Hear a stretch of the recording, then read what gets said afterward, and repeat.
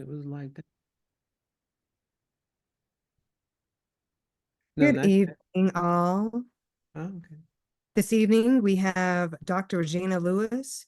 She leads and has alliances with worldwide organizations specializing in leadership development and organizational communication with clients ranging from Fortune 500 companies through not-for-profit agencies to educational institutions.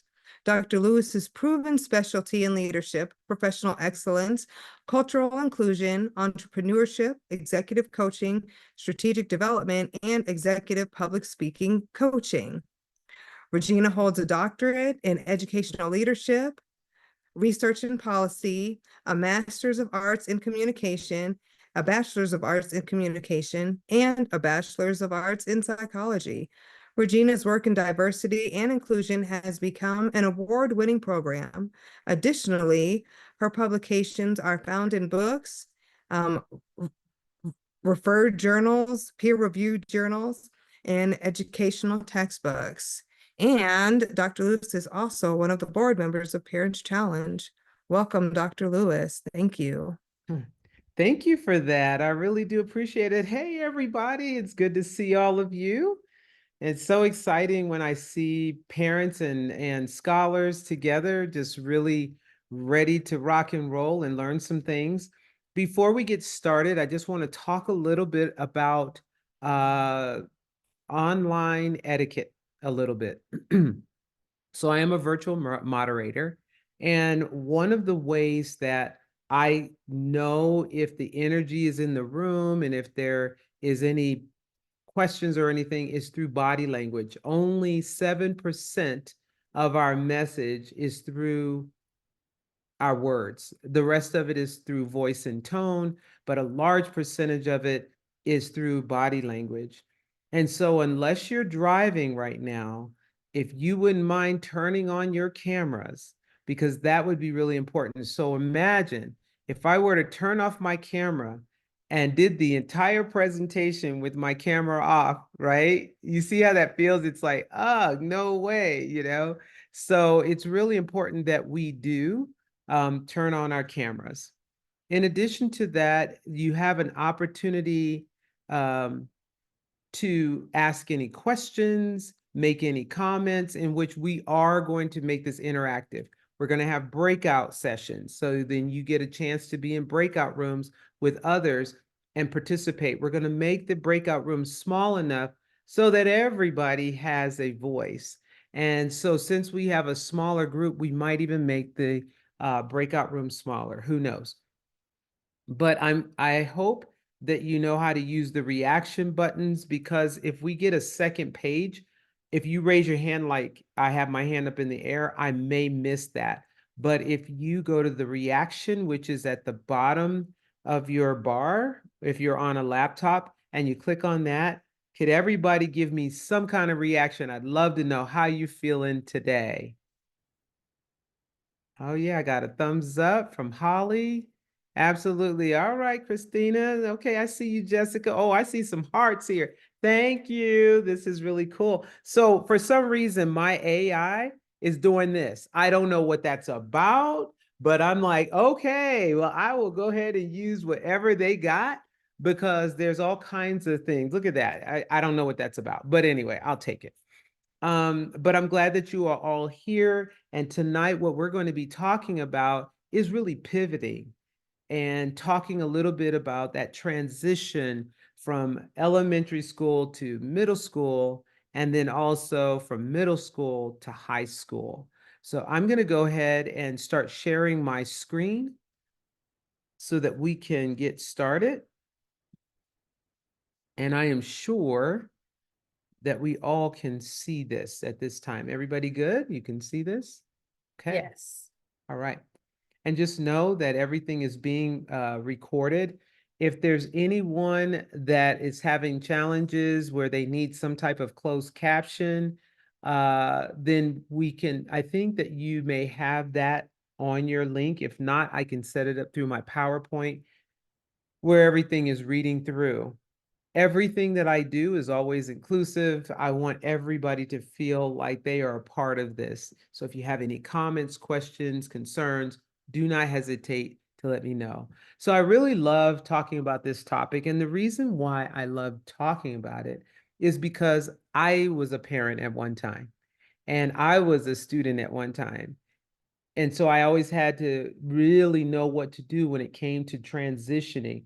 And sometimes we think we know, but there are some challenges behind it. So it's important for us to get new information anytime that we possibly can. I also know that there are some challenges behind transitioning. So one is academic performance. So however your child was performing in the school before, it may shift. They may find new challenges, especially if those challenges are going from, say, a elementary school to a middle school. Very, very different. And we're going to talk about what those differences are because it's like there are some things that are just different. The other is social and emotional changes. So those friends that your children had in one school, they may not be going to the other school. So it's important that we still make connections with old friends. We help them to be more sociable and connect with others.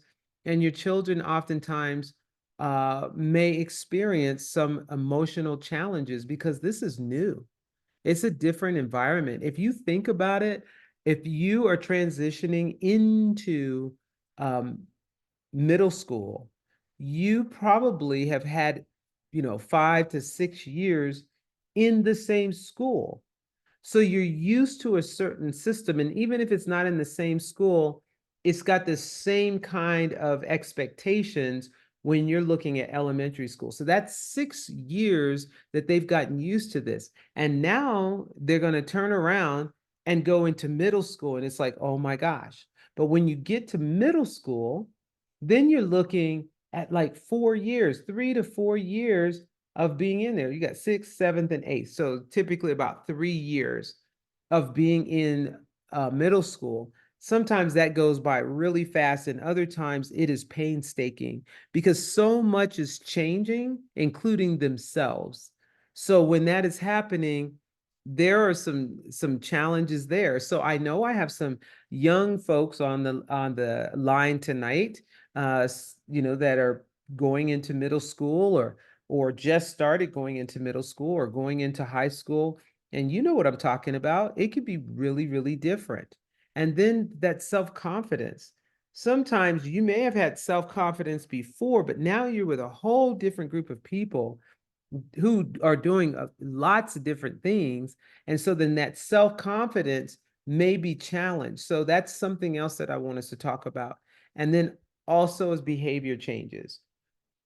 You may have had a quiet little one in elementary school and they get to middle school and they're full of energy, or it might even change. And the same with high school. What are those behaviors that are changing and who is impacting it? Like what kind of influence? So all of these things are important. So why me? Why am I talking about this besides the fact that I was a parent and I also was in school? Well, I'm talking about it because for years, I used to have a program called Transition Day. And what I would do is I would go to the middle school and I'd find out what is the latest fashions, like what is everybody wearing and what are they talking about? And I would look, are they still using lockers and how do they use their lockers and what are the teachers like? I would get all the inside scoop.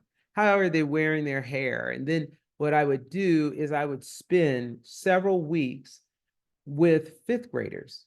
And those fifth graders, we would talk about all the differences and what they could do. I would take them on a field trip to middle school so that they would learn how to open their lockers because a lot of them don't know. So, something that you could do as a parent or even as a child, if they still have lockers, is you can have a lock and you can practice there or take a field trip up to the school and utilize these things that may be very, very different. So I did that for a while, and then we'd all, hang out and have deep discussions, which was fantastic.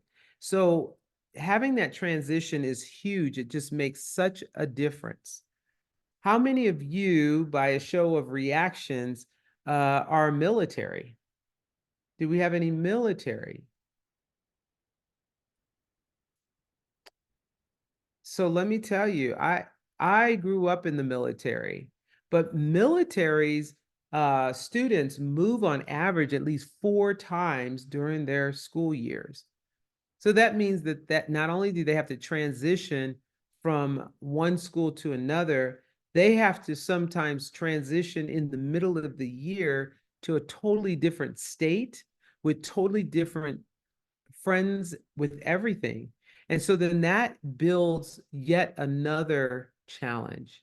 So in the chat, what I'd like to know from you is um, what is the most critical grade level where a lot of students may be challenged and you might be facing even dropout? What grade level? So put that in there.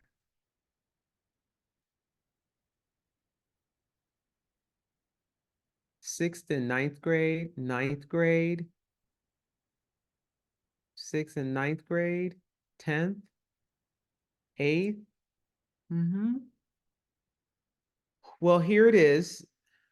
I would say sixth or ninth. And we're saying sixth or ninth because we're thinking about when we transition, we're moving out of one school into another school right at sixth grade and then again at ninth grade. But in actuality, the research shows that it is ninth grade. So we have a high level of dropouts in ninth grade. So what I did was I used to go to the schools in my district. I now live up north, but I grew up in District 2 and I was from District 2. And so what I did is I would go to Harrison and I would meet the ninth graders and I would have real talk with them. We would talk and I would share with them all kinds of information. And from there, um, I would come back and have lunch with them at times, see how they're doing, see if anybody needed to talk to me. So we would do this each year until they got into 12th grade. And then in 12th grade, I would speak before their graduation and cheer them on. So it was really neat.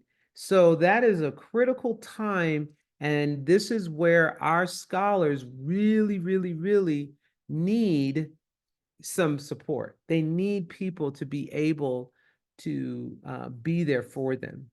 So scholars, I want you, scholars meaning all the students, I want you to start thinking about people who are really important to you, that are important in positive ways and how they can help you through. And then parents or guardians, I want you to be thinking about how can you support your scholar when they are in that ninth grade, like especially ninth grade. So I remember that my son, he was very young.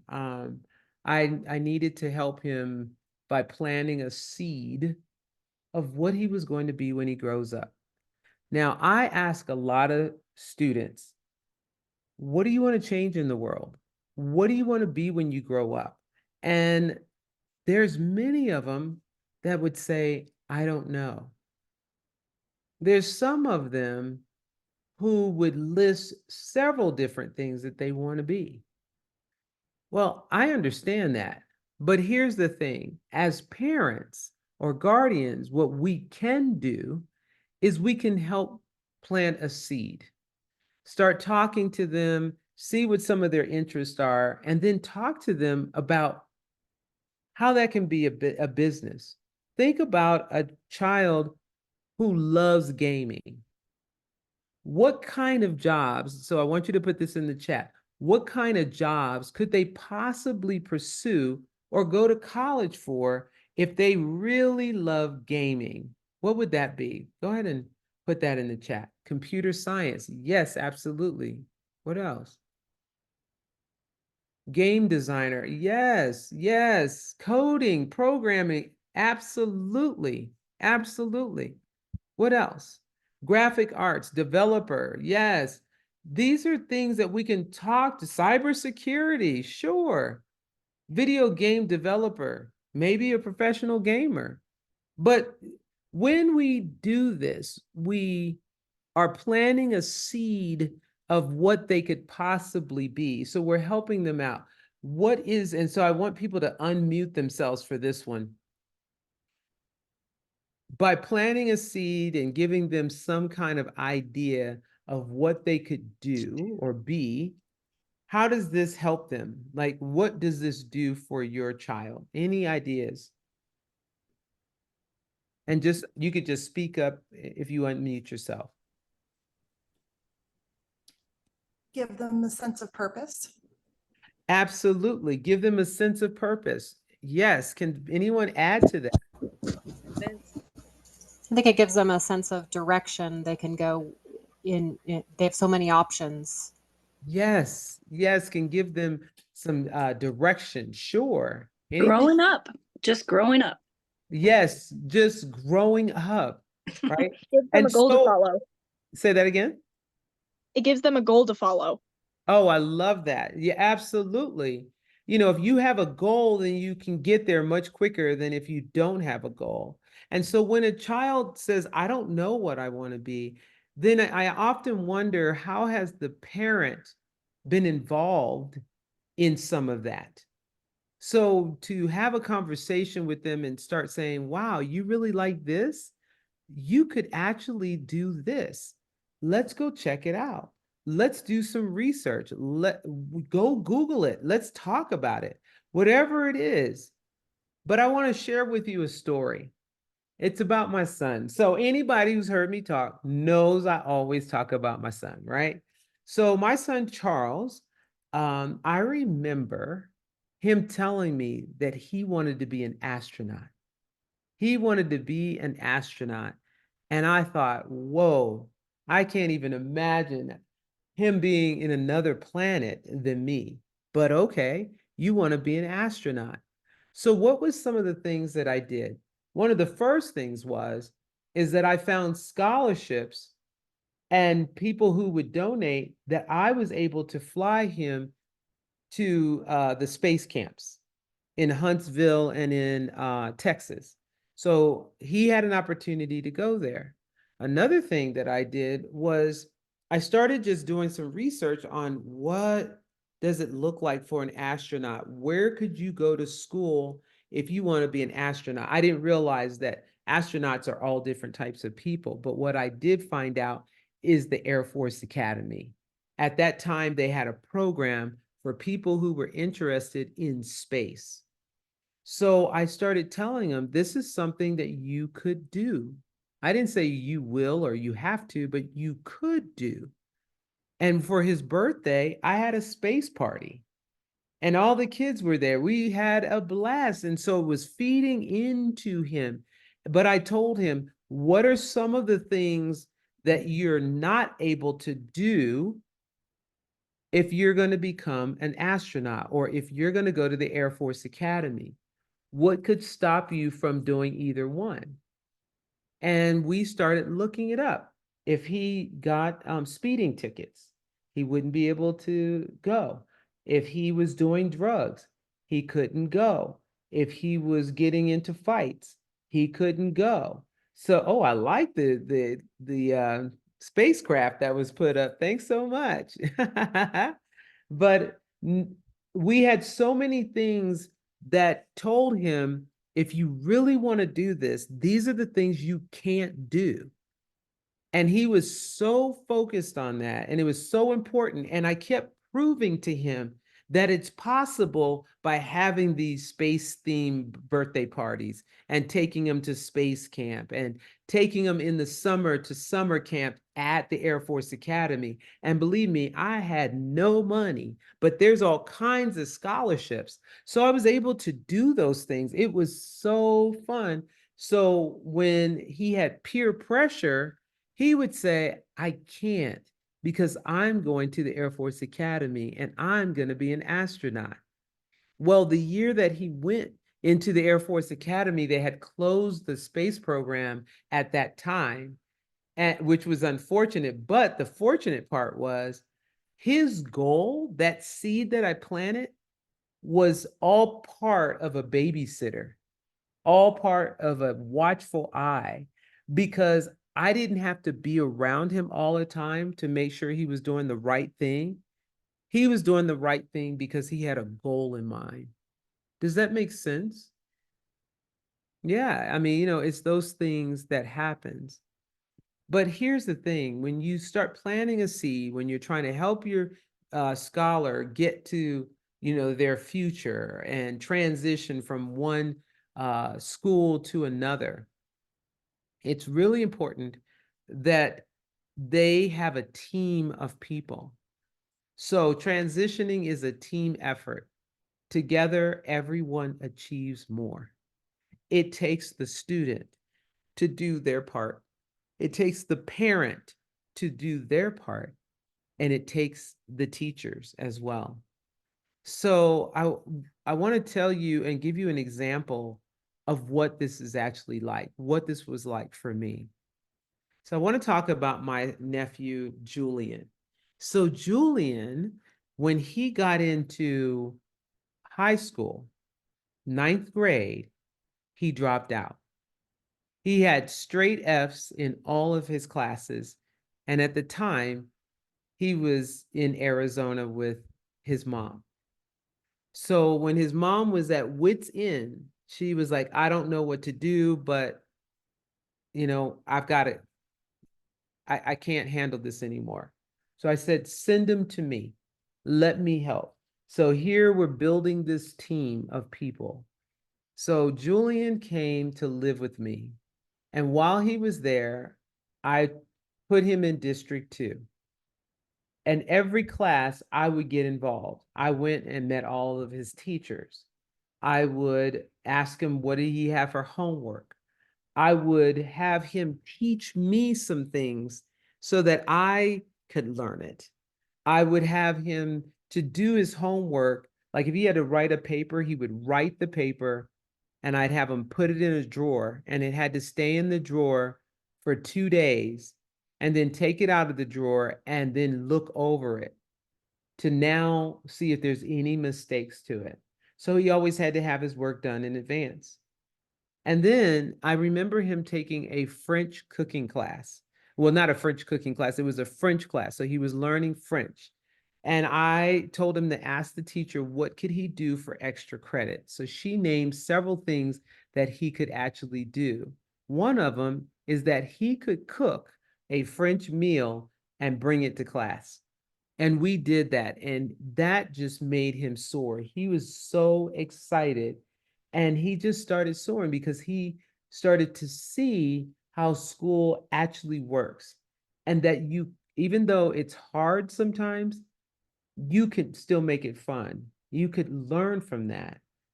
And so, all of the students that are online, I want you to start thinking of ways that you could make school exciting, because it does impact your future.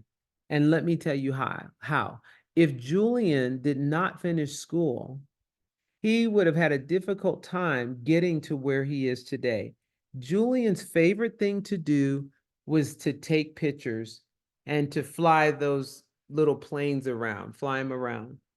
So I got him one that had the camera in it. As a matter of fact, it was one at the pawn shop. And so I was able to get it.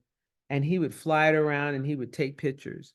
And as he got older and I started making more money, I would fly him with me to different places that I would go to do my speaking and training. And he loved it. And he got really, really good. And now he works for Apple, and he does some of the photography as well. And so you just don't know, but working with your scholar is so important.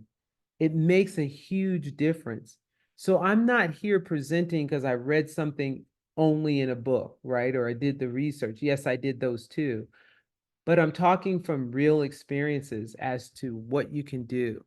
So we're going to be working in groups, and you're going to be getting, pulling out examples on a worksheet that was sent to you. And if you don't have the worksheet, it's also because it was emailed to you, but you can also find it in the chat so we can look at it. But it's a two-sided coin to this work. It's the parents or guardian and the students. So I'm going to ask you to take that worksheet, and you're only going to work on 3 at a time, and we're going to come back and talk about it. So I'm going to read it out first. And as long as there's at least one person in your group that has their worksheet, then we can still do this exercise. So what it says here is, what action steps can you as a parent take, and what action steps can your child make? So both of you and all of you can work in the breakout rooms together. You you might be in a room with middle school, people who have middle school students that have transitioned to high school or it's going to, and you may have some that are transitioning from elementary school to middle school. And it doesn't matter, because you all can share information and share ideas, but this is how it looks. The worksheet, so if you can go onto the chat if you don't have it and pull it up, you're going to see 2 sheets. The first one, or one of them, will say transitioning elementary school to middle school, and you'll see another one that says middle school to high school. So in the breakout room, you're only going to work on 3 of these areas and start putting examples, start creating examples. And then what I'm going to have you do is I'm going to have one of you in your room, so you all decide who it's going to be, is going to come back and report ideas that you came up with. And everybody else can listen and take notes at the same time.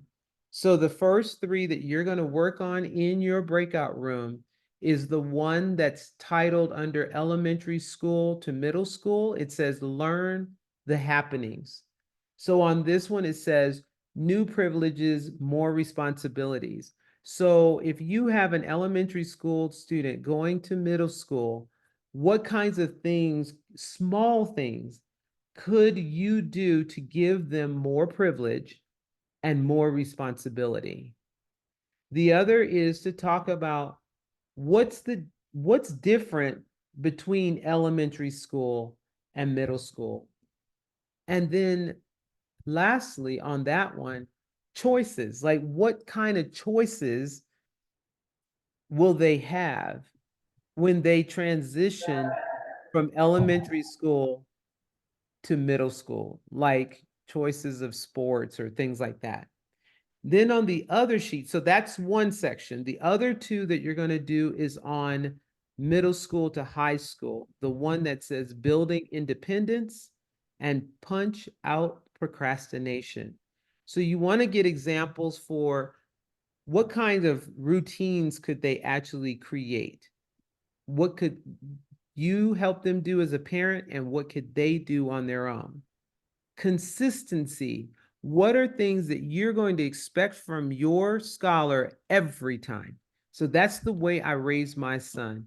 And it was always consistency and consequences. In other words, if you do A, B will happen. And if it doesn't happen, there are consequences.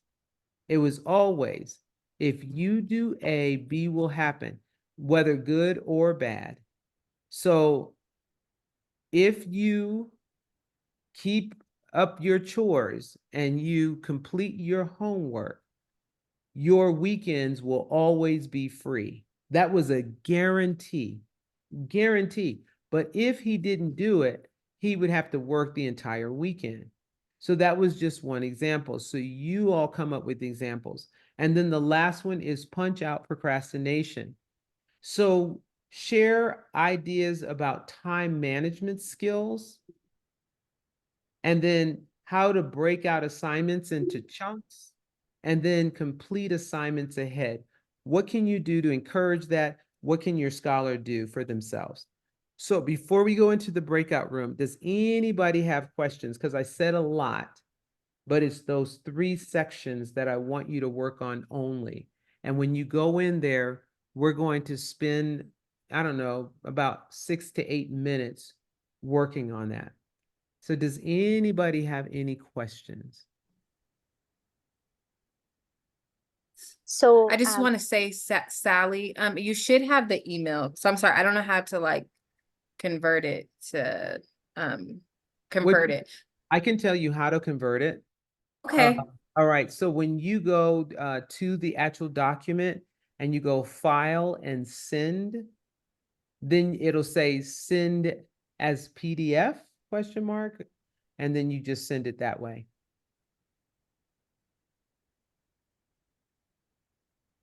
Asta, I think it is. Asta, it's going to be for about 6 to 8 minutes, and we'll let you know when it's time. It's in the chat for everyone. Yes. Did you see what I was talking about? Okay, go ahead. Dr. Regina, I have a question about consistency. What like how do we follow up on that? Oh, yes, absolutely. So what kinds of things would you consistently expect from your child? Consistently, meaning every day your bed has to be made. Every day you have to wake up on time. Every day you have to show me your homework. Like what is it that you want all the time, no matter what, or 3 times a week, or once a month, or whatever you decide. Does that make sense?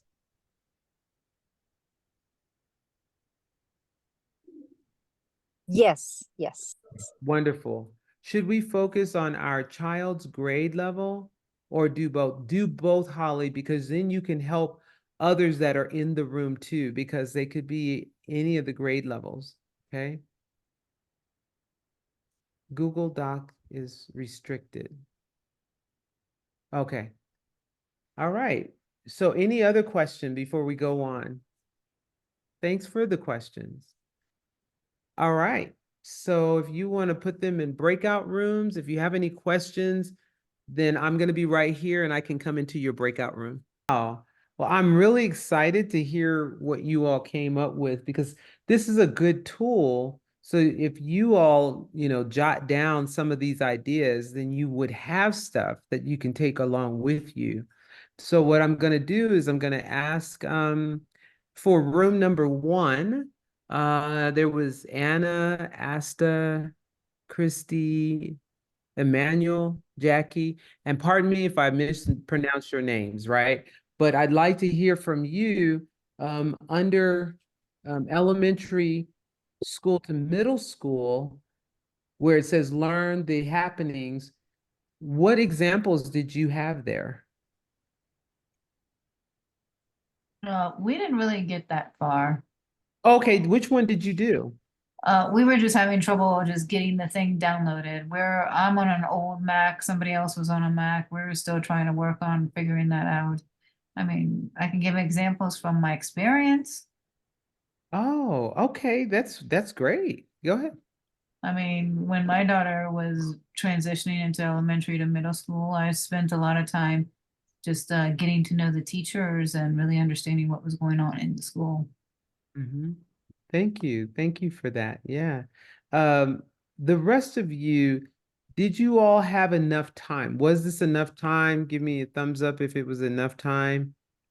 We got through, I want to say like half of our sheet from middle school to or elementary to middle school. So we were kind of getting towards let me look at the sheet for you so I could tell you. We got to setting boundaries. So we were pretty much kind of giving each other ideas and what we do and how we deal with procrastination and stuff like that. My group 4 anyways. Sure, sure. So I'm wondering if I should give you all a little bit more time because I don't want, I want it to be useful. It sounds like you needed some more time. And then for the group that couldn't get it downloaded, so Asta, do you have it now or that sheet? I do not. Okay, does anybody who is in room 1 have the sheet? Jackie, do you have it? You're not able to pull it up? Can we share the screen and show them? They could take a picture maybe with their phones. That'd be Screenshot. Yeah, I was gonna say also, what was posted in the chat. You're able to go there and pull up each sheet that someone posted there. I'm not sure if it was like whoever posted it there, but I was able to screenshot each one. I can only find the middle school to high school on those links, so maybe I Like just 4 or 5 different, if you Yeah, go I up, just got the middle school to high school one now. So, let's see. Oh, Should is we- this the transitioning from middle school to high school that was in the Google Doc? Yes. Yes. Oh, I And thought I'll we do were the looking- elementary. I'll put the elementary. I was trying to do a quick, so I might have just did it twice, but I'll do the elementary now. I thought we were looking for something else, so. No, that's it. yeah. And then also, let me see, which computer am I on? I may be able to bring it up. Let me see, pivot. And then this way, what I will do is I will, elementary school to high school, pivot.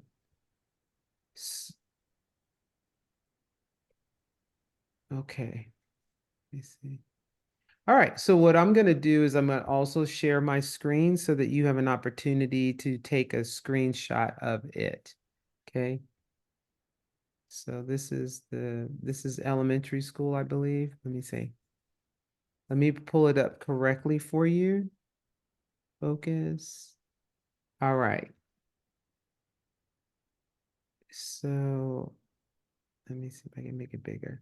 Okay, if you take a screenshot of that or with your camera so that you have it.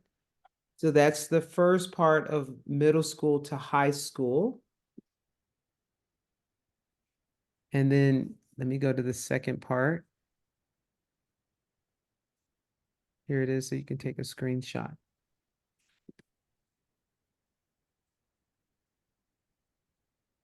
Okay. So one way or the other, does everybody have it now? Asta, do you have it? I can't hear you.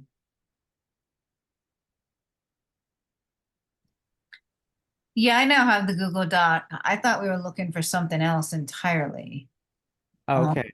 So what are we supposed to do? Just put in a note of how we're gonna create a routine and consistency and consequences and put in all that stuff? Yeah, share with each other because what you may have, somebody else might need that idea, right? So then it's about, sharing ideas with one another. Does that make sense? Yep. Okay. Does anybody else need any of those? Because I can share the second screen with people. Does anybody need that? Okay. I didn't hear anything. And also I apologize. I didn't know how to make the breakout rooms the same. So you guys are unfortunately not in the same breakout room. So sorry. Okay. All right. Well, then there you go. So we'll put them back in another breakout room and give them another 8 minutes. Can I just say that we're actually logged into two I devices? wasn't even put in a breakout room, so I don't know what's going on. Okay, here we go. Let's just stop for a second. I work on this stuff all the time, and so I'm used to people going in and out of breakout rooms and pulling up papers or whatever, but it seems like it's a little bit more confusing. The reason why I was doing breakout rooms is so that everybody has an opportunity to speak. But let's just do it together. We'll just work on it all together. And we will, let's see, which one is this one? I'm going to stop sharing this one. What I'd like to do is discuss the first one with you. So let me get there with you. Hold on. Okay.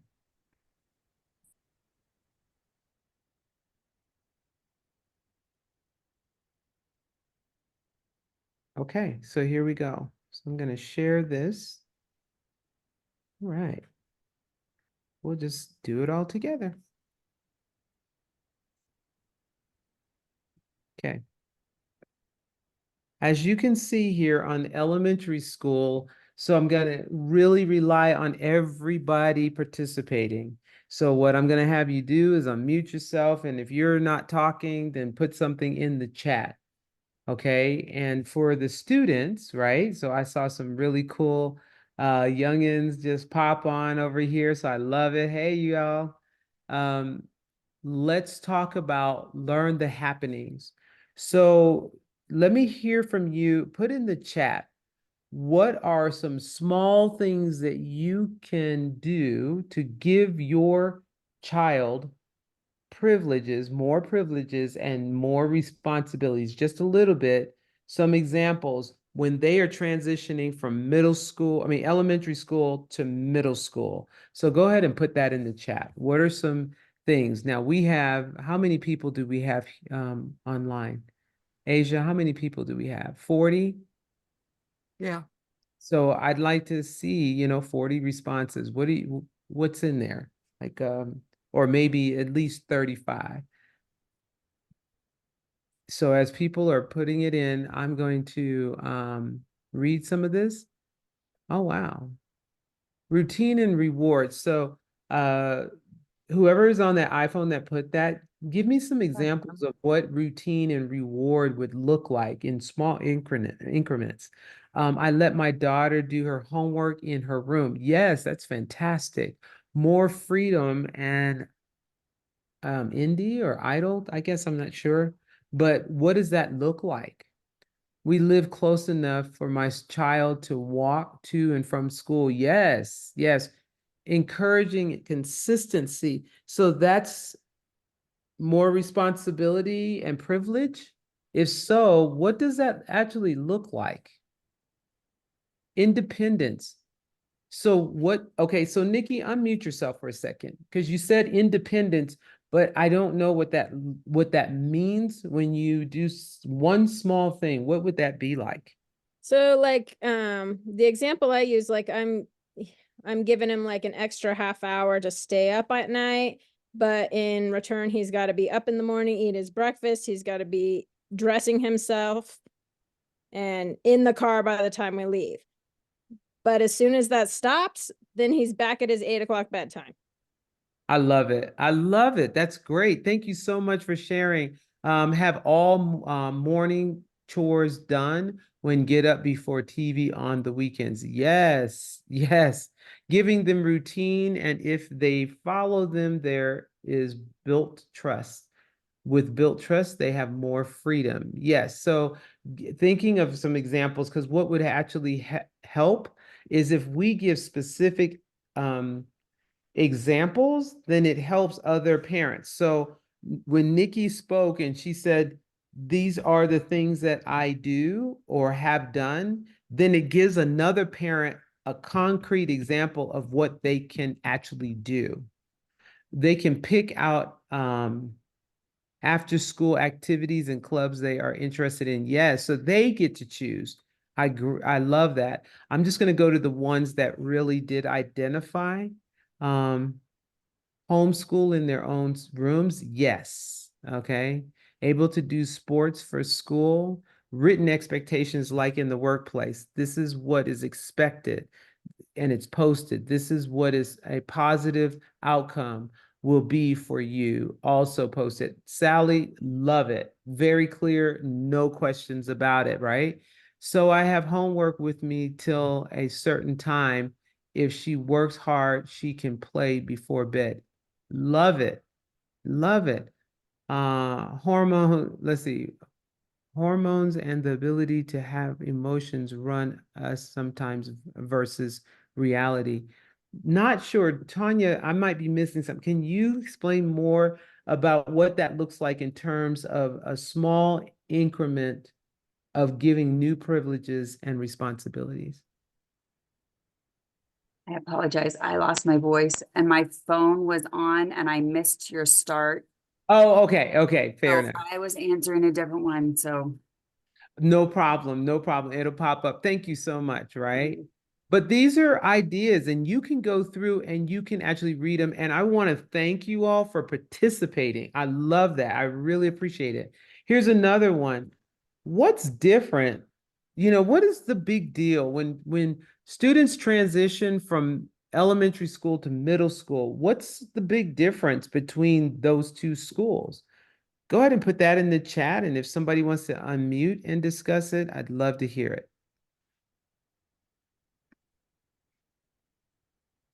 So we're not. I'll discuss it. Okay. Can you hear me? Oh, okay. My daughter's going into sixth and switching, or is in sixth now. And I feel like she's been struggling with the responsibility of turning assigned syllabus into every class and keeping her work, like, because she has 5 minutes between classes, but getting there, and she gets there on time, but then she forgets her clarinet when she comes home, and just so then she can't practice her clarinet, and then, oh, I forgot to turn the syllabus in. Oh, I thought I did. And then so that's still missing. We're having a struggle with that. Just little things like that, but just still kind of adjusting to the routine. That's a little different than it was in elementary school. Absolutely. I love it. I'm looking at all this stuff, and what I want to do is put all of this into a notebook and give it to my son and daughter-in-law because they just had a baby, right? Like, here's some stuff. It came from real parents, and tell you, here's what's different. Here's some things that you can actually do. I think that that's really important. She does have an Apple Watch, so I text her reminders through the day, but I'm trying to get her to remember everything on her own, because I was like, I can't be there for all this, but please bring your clarinet home and stuff like that. So well, we're trying. Yeah. What is your first name? Monica.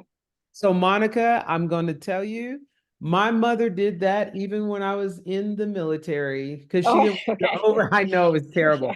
She didn't want me to oversleep, and get in trouble. She would literally call me, because we didn't have, cell phones and stuff, or email back in the day. So my mother would call and make sure I was up. It was terrible. I mean, I'm like, bring your clarinet home. I love you. Yeah. Like, okay, have a good day. That's right. That's right. Oh my gosh. We're getting there. Yeah. Yes. Here's one: locker space and being responsible for getting the classes on time with correct books and work. Yes, that is very different. Very, very different. Or more schoolwork. Okay, you're in private school, and so she will not have a bunch of teachers, but definitely more schoolwork. Absolutely. So yeah, my son went to Colorado Springs School, and I can attest to that. More responsibilities than expected. Yeah, so imagine that these are things that can really affect your child's emotions with that. So keep that in mind. And then lastly, is choices. They have choices. And so I'll just tell you about this. It's just, choices like you get to choose some of the things. Sometimes you get to choose some classes. Other times you get to choose what sports you want to play in, or extracurricular activities, or you've got your electives. So there are choices that our children have to make. And so sitting down with them and talking to them is a big deal. Let's move on into the middle school and high school. So I'm going to stop sharing for a second, and then I'm going to reshare the one that is for, yeah. Let me see if this is the right one. Nope, that's the same one. Share screen, did it? I'm still having the same one. Okay, so when we start thinking about where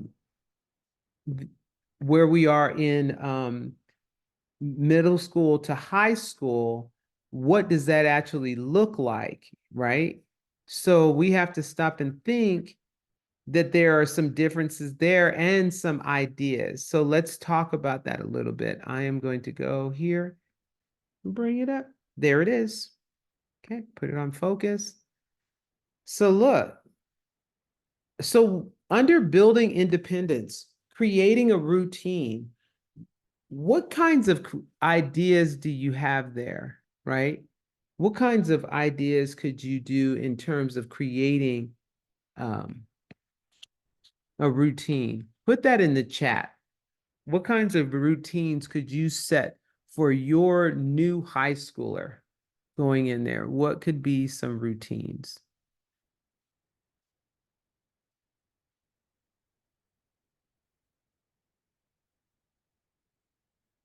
And could somebody unmute themselves? I'd love to hear what you got. What are We've some? been having, oh, Go ahead. somebody else start. We've been having to do a lot of, both of my kids just transitioned into high school, and we're creating the routine as we go. So after we lost name badges more than once, we have the routine that the minute they get in the car, the name badge goes in the glove box. And then we had to create, we were forgetting assignments. So we had to create the routine that the minute you got the homework assignment, it went in the homework folder and went in your backpack. And the minute that you finished your homework, it went back in the folder and back in your backpack. And the biggest one that we're just doing now too is the minute you get home, we sit down, we check Infinite Campus together, we check school email together, and that has to be followed through before we move on. Oh, But it has to, they've all been a response to something that happened. So we figure if we create our routines rather than out of thin air, out of what they need. Yes. Yeah. Oh, that is so, so great. I think, and routine is important because that's a skill that you're going to be using the rest of your life, right? Oh, here's one. Oh my goodness. What they say, setting alarms and keeping a set schedule every day and get them prepared, not just for high school, but also college by teaching life skills they need. Yes, yes, yes. Anybody else want to unmute? I can tell you what we do, or we did start it a while ago. We have a lot of kids in our family, so we had to find a way to kind of be able to give them some independence along with still getting things done that need to be done. I made individual lists for them all that have the specifics of what they need to be able to get done every day, because let's face it, when kids start hitting puberty, their brain kind of shuts off. It's just normal. You got to expect it. So they, yeah, one day they forget, oh yeah, I got to make a lunch, or oh yeah, I have to do homework. And so they have a list they can refer back to just to double check themselves to make sure, hey, I've actually completed everything I have, but they have the independence to do it. I don't have to nag them all day long, but it also gives them that ability to actually organize and make those things for themselves as they get older. And we also have them help each other out and things of that nature by having them check each other's lists to make sure, hey, that actually did get done. Hey, don't forget to do this. Hey, if you need help, I can sit down and help you. Or it looks like you forgot to do this again. Don't forget to do that again.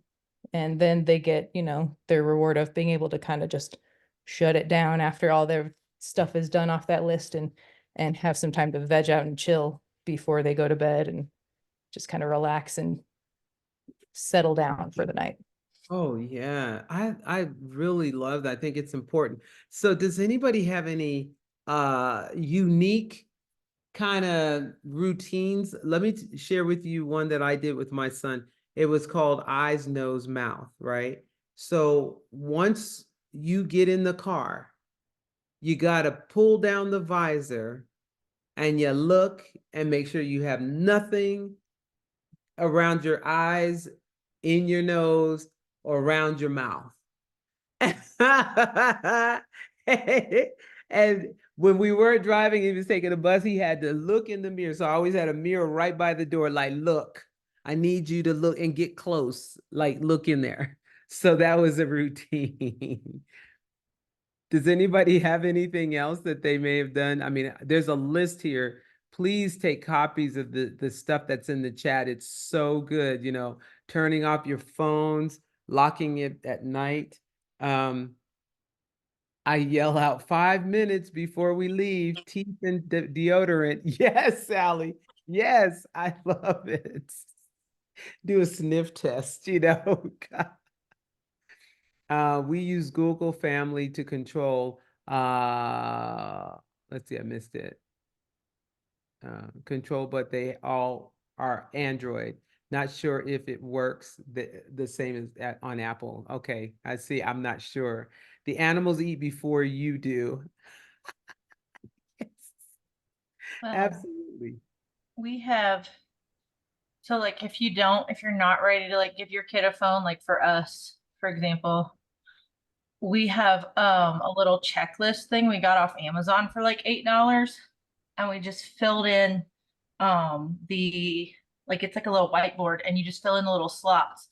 And then our daughter, every morning before she goes out the door, like so that she can't ever forget, or it's not like out of sight, out of mind. Every morning before she goes out the door, she can see, oh, I need to get this, I need to get that, I need to make sure I have these things. And even when she comes home, and she'll just slide the little bar over and it'll give her a check mark every time. And we found that she loves doing that, rather than, it felt like we were kind of nagging her every night to do stuff like, hey, remember this is, but now this just gave her like her own independence. Yes. But it's also like, I like that it's right next to the front door. So it's like she doesn't miss a thing anymore. I love that. I love that. You know, there's two that I think are really special. But before I do, talking about special, I just saw Tanya's. She said, "We always offer our day up to the Lord, joys and suffering of the day, that He may be glorified." I love it. You know, having something outside of yourself. You know, regardless of how you believe, what you believe, I think is also a really good connection. Um, so there's two that I find to be really interesting. So everybody take your hand, the back of your hand, and this is going to sound weird. Lick the back of your hand and smell it. Whatever you smell is what your breath smells like. I know. I learned that from a doctor, you know, a dentist, and he said, lick the back of your hand, and whatever it smells like, that's what your breath smells like, you know. So if it doesn't smell like just the back of your hand, then it's there. Yes. So the other that was just really amazing, I have a friend, her name is K Wise Whitehead, K Wise Whitehead. And she wrote a book called Letters to My Son. So all of her children's lives, she would write a letter to them every single night before they would go to bed. And they would respond to that in the morning.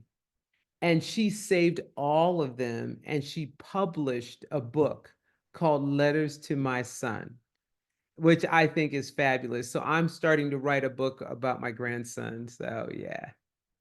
Tastes bad like hand sanitizer. Yeah. Let's see. Gab phone is great. 5 contacts, no internet. Yes. My 13-year-old just graduated to iPhone and has the controls. Yes. I have a question. Yes.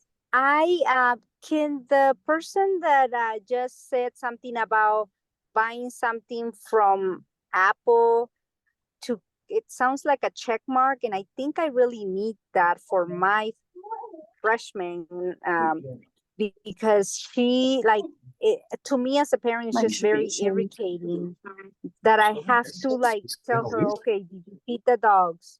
Did you like, you know, why were you on the phone when you knew you needed to get ready for school? So like, and then checking grades, and I'm trying to, for her to like do that on her own without me telling her every day or when something bad happens. Who was that talked about the check marks? That was me. I can share it in the chat right now, actually, the link, the Amazon link. That's why I like this. I was like, I don't want to lecture. I think that you all have all kinds of stuff that we could share with each other. I think it's just fantastic. You know, I remember during the times that when the cell phone used to give, go ahead, Candace. Sorry, that was my daughter. Oh, okay. There was times where you had limited amount of time on your phone, and if you went over, then they would start charging you by the minute. And so I used to tell my son, if you go over your minutes, for every minute you go over, it's a half a day without your phone. And one time he went over in August, he didn't get it back until after Thanksgiving. And it was killing me. I needed him to use that phone, but it was consistency and consequences for that. Definitely. Definitely. Okay, so Melissa did put that link in the chat. So I'm gonna have to just copy it because it wants me to sign in and it's like, no. Okay, there it is. There it is. I'm gonna share this with you so you can actually see it. Okay. Huh. That's awesome. And so it's showing here.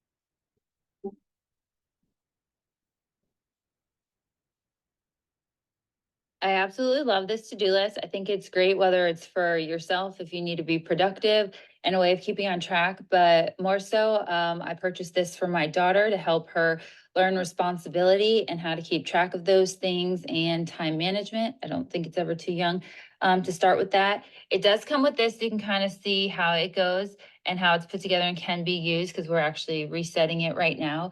It comes with a whole packet of these so you can just write on each one whether it's a certain to do or a chore or an activity or something that you're trying to remember. You can Oh, change I'm those like, out. It's who fairly is easy to. talking? Sorry, I was like, who is talking? It was still the video. That's amazing. Me too. I was like, who's talking? I was like, we want to see. What are you talking about? But I will say, thank you for sharing that. My mother has slight dementia, and I could see that being very helpful for her as a senior. So thank you for that. So if you have anything that you do or you have that you want to share, I think that that's fantastic. And so let's look at yet another one, right? So we were talking about creating a routine, and we talk about consistency and consequences. So let's talk about those two for a minute. So I'm not bringing up the slide, I'm just reading them to you. But that consistency, what are those things? You know, what are some things that you, on a consistent basis, if they do this, this will happen? Put that in the chat. And it's, you can unmute too. Can I answer?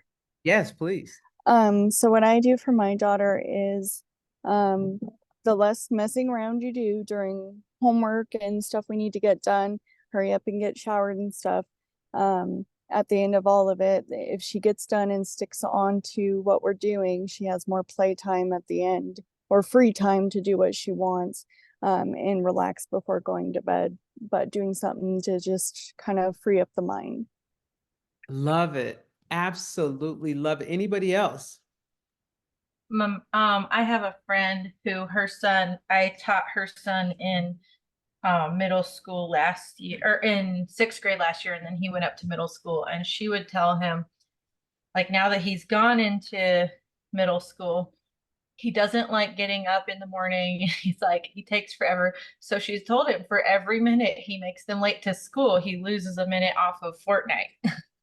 Oh, That is good. That is good. Anybody else?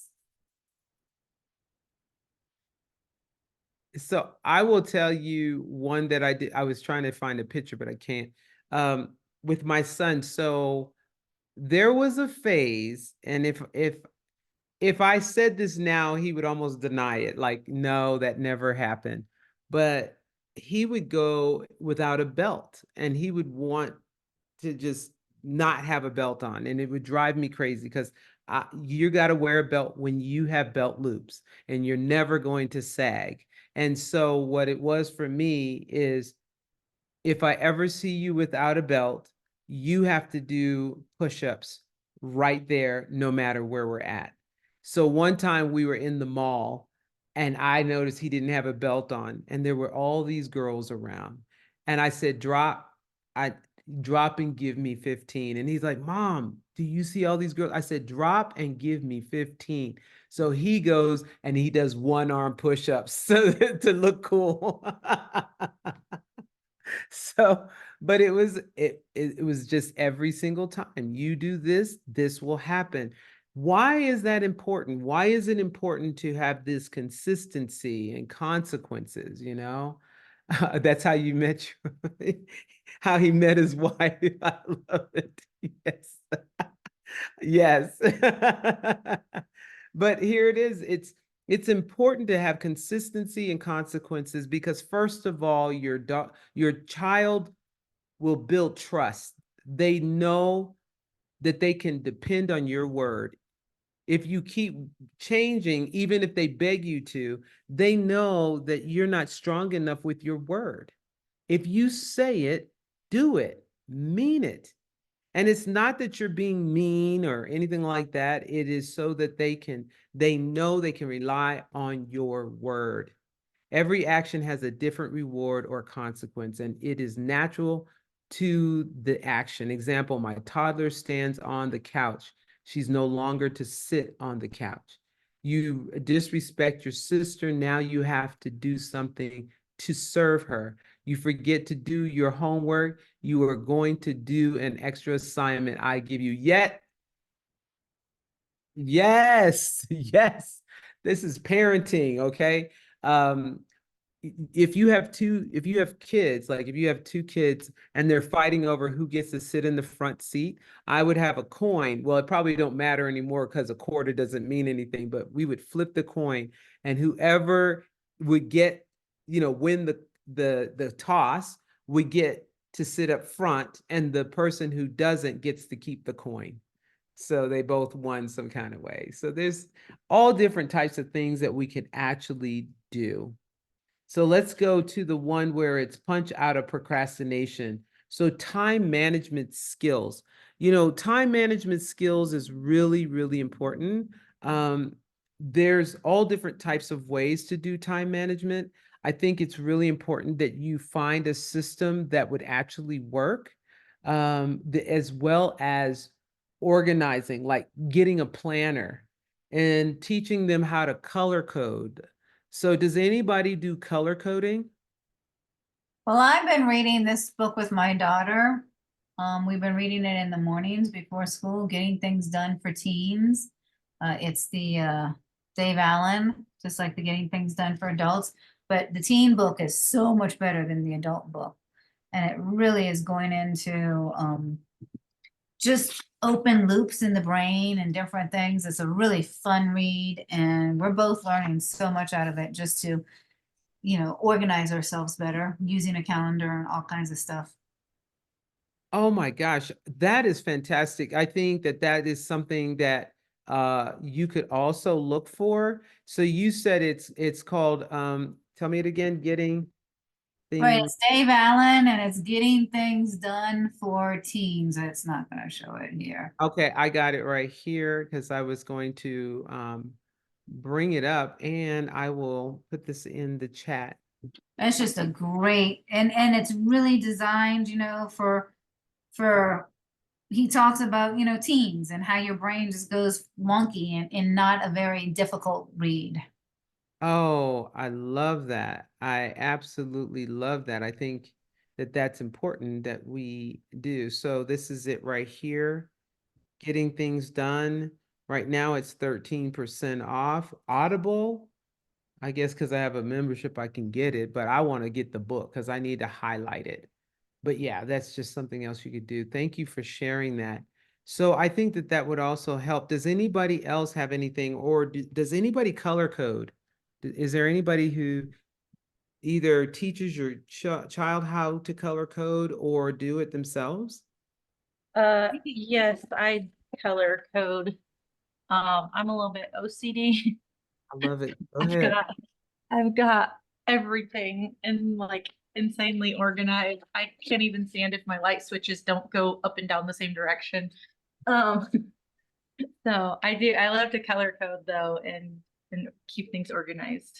Could you share with how you might color code, like for assignments or something? What does that look like for you or for your kid? Because like for my students, I used to tell them, write every, when you have tests, what day the tests are, or if you have to study for a test, write that in red, right? And, so there's different color codes. Does anybody do something like that? I don't do, sorry, go ahead. No, go ahead. I do a calendar. I write like on a big calendar in the house, and I'll write everything from picture day to, spelling tests on Friday. I do like the tests on Friday, but I do it on a big giant calendar I have in my home. So I Oh, guess it sort of is, but it's not because I make it colorful, but like you with the testing, at least I put in red and stuff. So right, right. Oh, that is so good.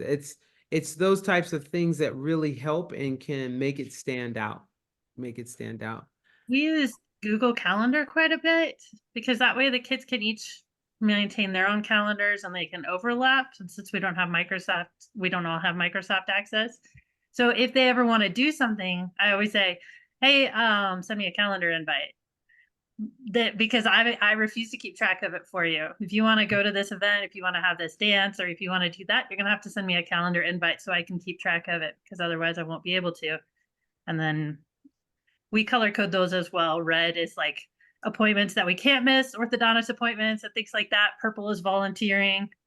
Pink is something that happens every week, like therapy or something like that. Oh, wow. See, that to me is fantastic. Somebody else mentioned that they use Cozy, I think. Could you talk about that, Jackie? Yeah, we use it as a family app and everybody has their own color. So if there's something major going on, each child has to do it. I have 5 kids, so everybody has one. So like for picture days, or they need a test, or they need to be at school earlier than the other. I'm writing that down. I think that that's great. I do see a couple of young individuals. So on Nikki's screen, I see a student there. I don't know what your name is, but I'd love to hear from you. How do you stay organized? Or what tips can you give to the parents? Do you have any suggestions?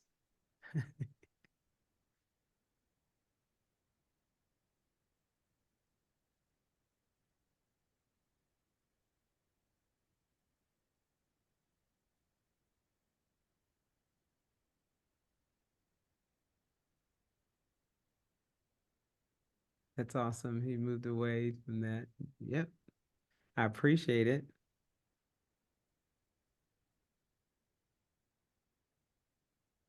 Do you need help knowing how to unmute? No, he was moving into Oh, another room. They were moving into another room. And if we have other students, I would love to hear from them. So go ahead, unmute yourself and tell us what grade you're in. I'm in ninth grade. I'm just filling in for my mom really quick. Oh, So good, good. Can you give us some tips? Like here you are, you're in ninth grade, so I'm sure it was really different from when you were in middle school.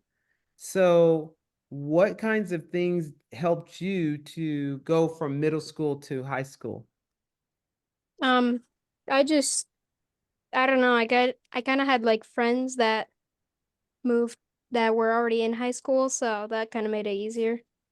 Oh, that's such a good idea. So that is another thing, to connect them with people that are already there. That's a great tip. Thank you so much. Do we have any more students on the line? Oh, there you go. I seen that arm. Uh, Hi, I'm in ninth grade too, and one of the ways that I stay organized best is once something is organized or when something is clean, I try and remember that I need to keep it that way. And so when I'm done using something or I'm done working with something, I immediately am like, okay, I gotta put this away and keep it where it's supposed to be. You're making me feel real guilty right now. I'm looking over at my kitchen.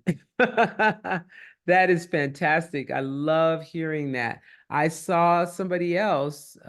Julie, you had, there it is. Go ahead. Unmute. He's 7, so Okay. just FYI. How do you remember things? Mm,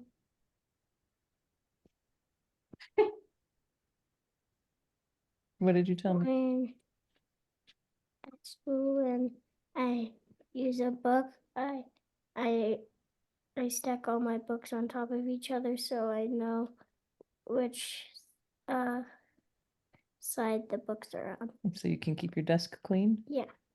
so you have room to work. Mm-hmm. That's a good way to do it. It's a really good way. Oh, that was that is fantastic. Thank you for sharing that, because it's things like that that helps, and it makes a huge difference to do that. What grade are you in? Second. Second. Oh, yeah. So then you know that you have to keep your books straight and be able to know where they're at, right? Mm-hmm. Yeah. Yeah, that's fantastic. Thank you for sharing that. Okay, let's move on. Let's look at some of the others, because with these worksheets, you can work these anytime and get ideas and then take them with you to other connections. And they also, you can talk to other people and get some ideas. But here's one from Angelo. I'm a junior, and a way I like to stay organized is writing in my planner and having certain things in different colors, so that way it's easier for me to keep track of things. So listen, this is coming straight from the scholars themselves. So it must work. I mean, they're the ones that are telling us. And so it's like, okay, that means make sure that we get planners. We do some color coding, that these things really do work. And what that's telling me is that not everything has to be technology, right? That we can do these in real time on paper. So that's something else to keep in mind, right? Something else that's on here is folders, physical and virtual. So an advice that I give is that like I'll put whatever grade it is, like if it's ninth grade or senior or whatever. So you have a folder that says that, and then inside that, then you have your years or your semesters or whatever the case may be, and then you start labeling it. So on my computer, I can go back ever since I was at the community college, and I have a folder for what class I took in the spring of like 2005. Like, what class was I taking? And, it will show me what those folders are. But this way, I can go back to information to build my resume. I can refer back to it if there's a test, or if a teacher says that, hey, you didn't hand this in, I have proof because it's in a folder. So that's just ways that you can keep your information. I think it's really important to be able to do that, right? Julie said, I wish my child would write in a planner. Here's something else that I think is really good, and I think that this could be used both in middle school and in high school. That's under the study buddies. So the first thing is, and I used to do a talk about being a superhero.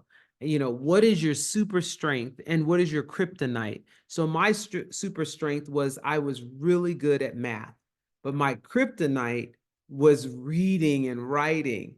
And so what I did was do a trade. I would tell people, hey, listen, I can help you with math. And they would say, well, I'm really good at writing, or I'm really good at reading.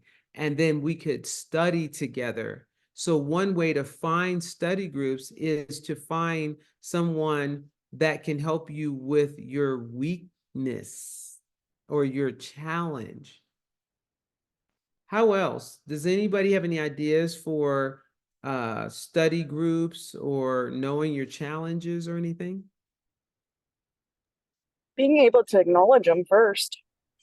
What your weakness is, list your weaknesses, and then think about, I guess you could say, mindstorm possible solutions for each one. How Google can is a good resource. It is. How can you help a person not feel bad because of their weakness or challenge? Any ideas? Well, my daughter, she has some educational obstacles to overcome, and I give her compliments and I lift her up on her strengths. And just when I'm working with her, I'm like, well, we all have weaknesses, but we work on them to get stronger.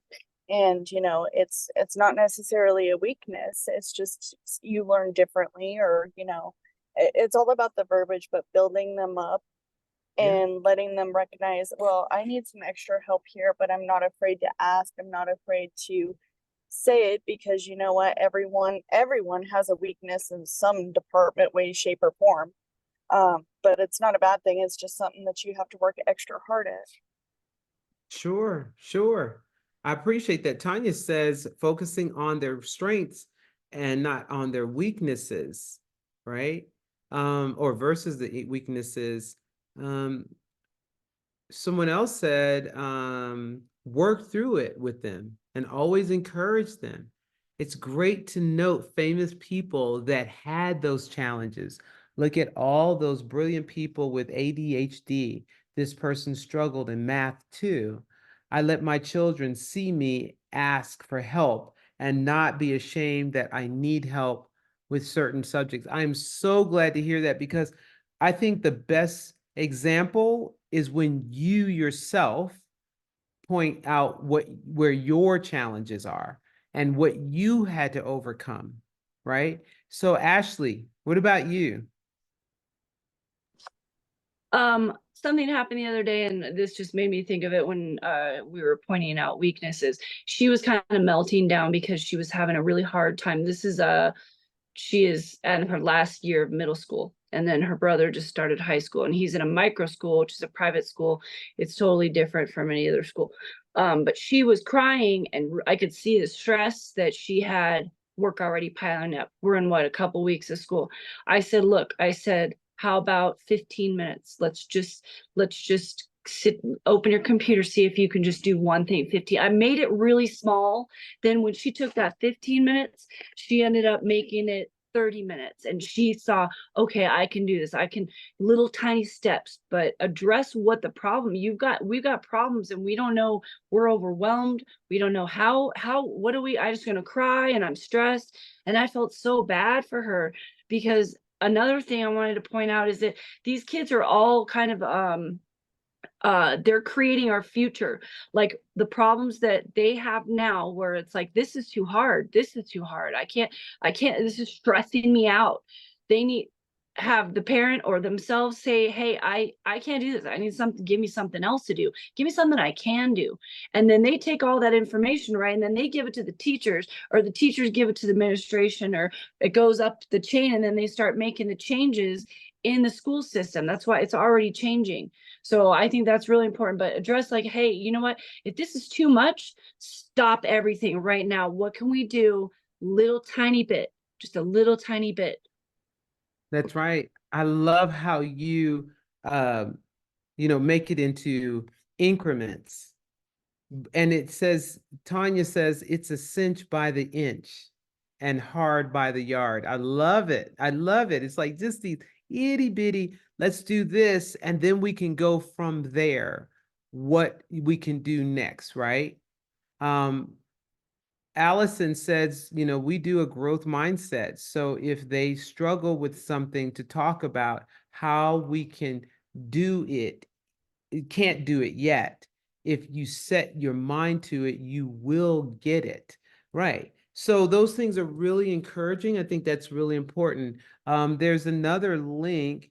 Okay, that's for the book. Okay, got it. But see, there's all these different pieces that I think are so important. Um, Here's one. Oh, open and honest communication. So, you know, I grew up with very strict parents, very strict parents. And, you know, I thought I couldn't tell them everything because I didn't want to get in trouble, right? So I was like, oh gosh, I can't tell them. But I remember one time I had to tell my mother something, and her reaction to that surprised me. She was like, let's talk about it. Let's talk about what went wrong. What can you do next time to make it right? And that changed the game because one, I knew I could talk to her. And two, it taught me critical thinking skills. If your child does something and you don't talk through it and they're just in trouble for it, how are they supposed to learn it? Right? What does that look like? So, you know, how do you encourage your child to talk to you? What do you do? Put that in the chat and or mute yourself.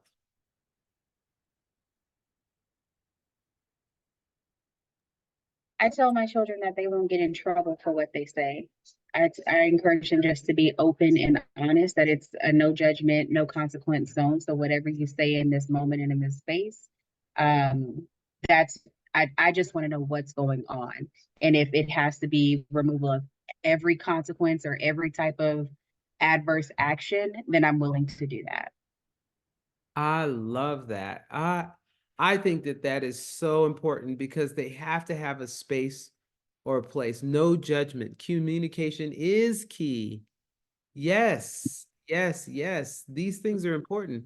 Anybody else? I do the same thing. Oh, Sorry, go sorry, ahead. go ahead. You go ahead, though. Oh, sorry. I was gonna say that my son is starting middle school, and so we have like a safe word with him, and like only me, him, and my husband know it. And just to like if he's ever out somewhere and he doesn't, he won't get in trouble or anything like that, but to let us know that safe word and we'll come right away, that way he doesn't have to have like the peer pressure of any friends like, oh, you want to go home, like anything like that, but just like let us know, and like no questions asked or no judgment, or like don't ever get in the car with anyone that's like drinking, anything like that, but just like communicate those things with us so that we can, help him in those things, and just having just real conversations with him when real life things happen like suicide and things like that, and just saying it might be hard to not want to talk, but you can always talk to us about those things because look at the consequences and the effects that it has on everyone else when things like that happen. So just trying to have those real life conversations with him. I love that. I think having a safe word or some type of signal, I think is so important. It's necessary to get that message out. And the thing is that you can teach that at a very young age, very, very young age. So I think that that's great. There was somebody else that was going to say something. I'm teaching my daughter, so she knows that if something's not right or something's occurring, or something has transitioned or occurred, she'll tell me. She knows that pretty much it's better to tell the truth and I won't get upset versus if you lie about it, it's gonna make me more upset. And also just we have a special word if she feels uncomfortable in a situation. And then also with school, the way I gauge things in her day. What's your high? Your high is your best thing about your day, but what was your low? So I can always be in communication with her, her feelings and what she is going through. or experience through that day.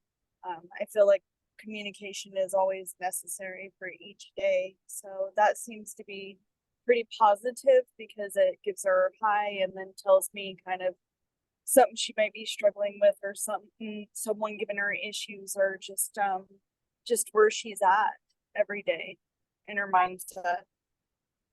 I love that. I think that that's really important. These are outlets that we can actually do. So, I grew up, you can't, you don't talk back and you don't ask the question why, anything like that. So when my son was growing up, I wanted him to be respectful, but still, if I wasn't really doing what he felt like I'm supposed to do, there needs to be a way that he can discuss that. So we created a mission statement for our family. And he would say something like that, like, Mom, you're not really abiding to the mission. And it's like, whoa, but that gives me an opportunity to say, okay, go ahead and talk to me. What is it that I'm missing? What is it that I'm not doing? And so it was a way for him to give me feedback in a respectful way. And at the same time, I would respect him in a way as well. The other is to practice. I would give him scenarios and we would practice those things. Like, okay, somebody's coming up to you and they want to ask you, do you want to do drugs? This is this is what you should say. This is how you can respond to it. So we would actually practice all the time so that he knew what to do in the moment, because otherwise you don't, right? So that becomes a challenge as well. Yeah, go ahead, Melissa. I noticed that like when we'd get in the car and I'd try to have conversations after school, I'd be like, how was your day? And that's just like a generic question. And I'd constantly get, I don't know, it was fine. Like I don't remember. So we started being a little more intentional with our questions. So I would say, hey, tell me 3 things you ate today.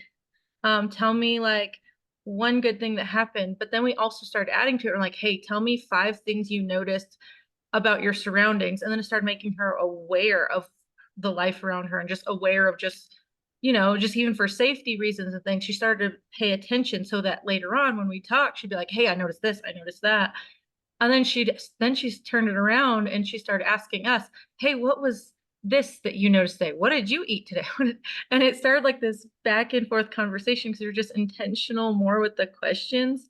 And then we could be like, hey, what was the hardest thing that happened to you today? We could transition to that. And she's like, well, I didn't like when this happened and it made me feel this way. And so we just started being more intentional and just being like, hey, how's your day kind of thing.